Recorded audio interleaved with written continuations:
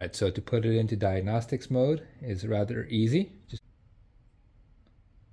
one click to the left, 3 to the right, 1 back to the left, and 1 back to the right. And if you did it correctly, it should immediately start reading off the error codes. So that first blink you see, it corresponds to the F portion of the error code, and the second corresponds to the E. So here we have an F9E1 error code, which means a long drain. And I'll put the chart which tells you what the error codes are at the end of this video. But pretty much the error codes are the same as they are in all of the previous Maytag or Whirlpool or Amana washing machines.